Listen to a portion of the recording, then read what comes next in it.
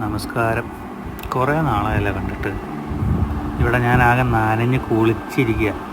രാവിലത്തെ പത്രത്തിലെ ഇനി ചൂടിൻ്റെ നാളുകൾ എന്ന് കണ്ടു. മഴ തീർന്നല്ലോ എന്നൊക്കെ വിചാരിച്ചൊന്ന് പുറത്തിറങ്ങിയതാണ്. ഇപ്പം ഷഡ്ഡി വരെ നനഞ്ഞ്. അല്ലെങ്കിൽ ഈ കാലാവസ്ഥ പ്രവചനം എന്നും എങ്ങനെയാണ്? പണ്ട് ഓർക്കുന്നില്ലേ, നാളെ മഴ പെയ്യാനും പെയ്യാതിരിക്കാനും സാധ്യതയുണ്ട് എന്ന റേഡിയോയിലും ടി വിയിലും ഒക്കെ കേൾക്കാറുള്ളത്.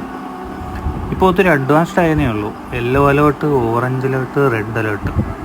ഇവരിതെങ്ങനെയാണ് കണ്ടുപിടിക്കണമെന്നറിയോ?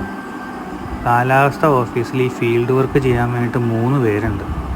ഒരാളൊരു മഞ്ഞ പാൻ്റ് ഇടും, രണ്ടാമത്തെ ആളൊരു ഓറഞ്ച് നിക്കറിടും, മൂന്നാമത്തെ ആളൊരു ചുവന്ന ഷഡ്ഡി ഇടും.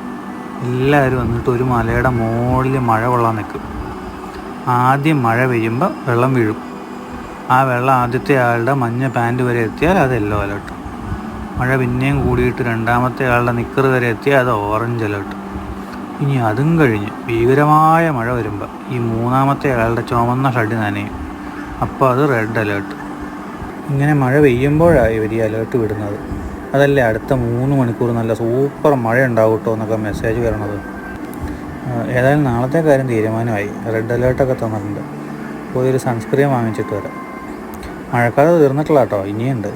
പക്ഷെ അത് പിന്നെ പറയാം. ഇപ്പം ഞാൻ ഇട്ടേക്കണ ഷർട്ടും മുണ്ടുമൊക്കെ ഒന്ന് മാറ്റിയിട്ട് വരാം.